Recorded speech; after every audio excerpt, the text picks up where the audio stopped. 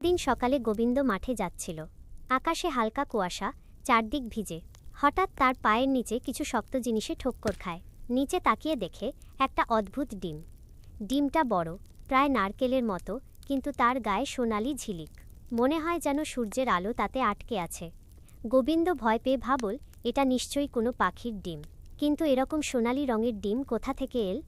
সে ডিমটা কৌতূহলবশত একটা কাপড়ে মুড়ে বাড়িতে নিয়ে এল। বাড়িতে এসে তার স্ত্রী মাধবী অবাক হয়ে বলল, এই যে, এটা কি এনেছো তুমি? গোবিন্দ হেসে বলল, জানি না গো, মনে হলো এর মধ্যে কিছু আছে, হয়তো বিক্রি করলে কিছু টাকা পাবো। কিন্তু পরদিন যখন সে ডিমটা বিক্রি করতে গেল, কেউ তা কিনল না। সবাই বলল, এটা অশুভ জিনিস, এমন ডিম থেকে বিপদ আসতে পারে। গোবিন্দ হতাশ হয়ে ডিমটা আবার ঘরে এনে রেখে দিল।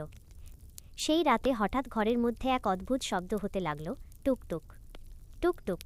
গোবিন্দ ঘুম থেকে উঠে দেখল ডিমটা কাঁপছে। তারপর একদম হঠাৎ চিরিক শব্দে ডিমটা ফেটে গেল, আর তার ভিতর থেকে বেরিয়ে এল এক ছোট্ট পাখি। কিন্তু সে পাখি সাধারণ নয়, তার পাখার ডগা থেকে রঙিন আলো বেরোচ্ছে। পাখিটা বলল মানুষের ভাষায়, ভয় পেও না গোবিন্দ, আমি জাদুর ডিমের রক্ষক। তুমি আমাকে মুক্ত করেছ, তাই আমি তোমাকে 3টি ইচ্ছা পূরণের সুযোগ দিচ্ছি। গোবিন্দ আর মাধবী দুজনেই হতবাক। গোবিন্দ কাঁপা গলায় বলল, সত্যি বলছ? পাখিটা মাথা নাড়ল, হ্যাঁ, কিন্তু সাবধান, প্রতিটি ইচ্ছার ফল থাকবে ভালো বা মন্দ।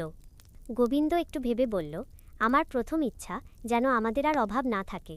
খাবার, পোশাক, ঘর সব কিছু যেন থাকে। পাখিটা ডানা ঝাপটাতেই ঘর ভরে গেল আলোয়। দেখা গেল তাদের ভাঙা কুঁড়েঘর রূপ নিল এক সুন্দর পাকা বাড়িতে। ঘরে ধান, গম, চাল, কাপড়ে ভরে গেল। মাধবী চোখে জল এনে বলল, আমরা তো রাজাদের মতো থাকবো এখন। কিন্তু পাখিটা মৃদু স্বরে বলল, সাবধান, মানুষের লোভের শেষ নেই। এই সুখ যদি অহংকারে পরিণত হয়, তবে তা তোমার জন্য অভিশাপ হবে। গোবিন্দ মাথা নাড়ল, কিন্তু সে কথার অর্থ তখনও পুরো বুঝল না। লোভের ছায়া। দিন কেটে যেতে লাগল। গোবিন্দ ধীরে ধীরে বদলে যেতে লাগল। আগে সে মাঠে কাজ করত, সবাইকে সাহায্য করত। এখন সে শুধু টাকা পয়সা গুনে। গ্রামের লোকেরা এলে সে দরজা বন্ধ করে রাখত। মাধবী তাকে বলত, এইভাবে সব বন্ধ করে রাখলে কেউ তোমাকে ভালোবাসবে না। গোবিন্দ বলত, ভালোবাসা দিয়ে পেট ভরে না মাধবী। তার মনে হলো, যদি আরও বেশি ধনসম্পদ থাকত, তবে সে রাজা হতে পারত। একদিন সে জাদুর পাখিটাকে ডেকে বলল, আমার দ্বিতীয় ইচ্ছা, আমি রাজা হতে চাই। পাখিটা আবার আলো ছড়াল। মুহূর্তের মধ্যে গোবিন্দ রাজবস্ত্র পরে সিংহাসনে বসে গেল। গ্রামের মানুষ অবাক হয়ে বলল, দরিদ্র কৃষক রাজা হয়ে গেল। কিন্তু রাজ্য শাসন করা সহজ নয়। ধীরে ধীরে গোবিন্দ অহংকারী হয়ে উঠল। সে ভাবল, আমি এখন সবার উপরে। পাখিটা একদিন বলল, গোবিন্দ, তুমি ভুলে যাচ্ছ, রাজত্ব মানে দায়িত্ব, ক্ষমতা নয়। কিন্তু সে আর শুনল না। এক রাতে গোবিন্দের মনে পড়ল, পাখিটা তাকে 3টি ইচ্ছা পূরণের সুযোগ দিয়েছিল। সে ভাবল, যদি আমি চিরজীবী হতে পারি, তাহলে কেউ আমাকে হারাতে পারবে না। পরদিন সে পাখিটাকে ডেকে বলল, আমার শেষ ইচ্ছা, আমি চিরজীবী হতে চাই। পাখিটা থেমে গেল। তারপর গম্ভীর গলায় বলল, গোবিন্দ, তুমি এমন ইচ্ছা করছো যা প্রাকৃতিক নিয়মের বিরুদ্ধে। জীবন মানে পরিবর্তন, মৃত্যু মানে বিশ্রাম। চিরজীবন পেলে তুমি সুখ পাবে না। কিন্তু গোবিন্দ হেসে বলল, আমি রাজা, আমি মৃত্যু মানি না। পাখি চোখ বন্ধ করে ডানা ঝাপটাল। আলো নিভে গেল, আর গোবিন্দ অনুভব করল তার শরীর পাথরের মতো ভারী হয়ে যাচ্ছে। পাপের পরিণতি। কিছুক্ষণ পর আলো ফিরে এলে দেখা গেল গোবিন্দ আর নেই।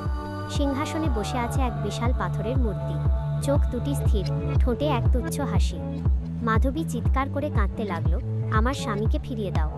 পাখিটা দুঃখভরা গলায় বলল, সে নিজেই এই পরিণতি ডেকেছে। তবে তুমি চাও আমি তাকে মুক্তি দিতে পারি? মাধবী বলল, হ্যাঁ, দয়া করে ওকে ফিরিয়ে দাও। পাখি বলল, একটাই উপায় আছে, তুমি যদি তোমার সমস্ত ধনসম্পদ দান করো আর রাজ্য ত্যাগ করো, তবে গোবিন্দকে মানব জীবনে ফিরিয়ে আনা যাবে। মাধবী এক মুহূর্ত ভাবল না। সে বলল, আমি সব ছেড়ে দেব, শুধু ওকে চাই। পুনর্জন্মের আলো। পরদিন সূর্য ওঠার সঙ্গে সঙ্গে পাথরের মূর্তিটা ফেটে গেল, আর সেখান থেকে বেরিয়ে এল গোবিন্দ, আগের মতো। কিন্তু এখন তার মুখে বিনয় আর শান্তির ছায়া।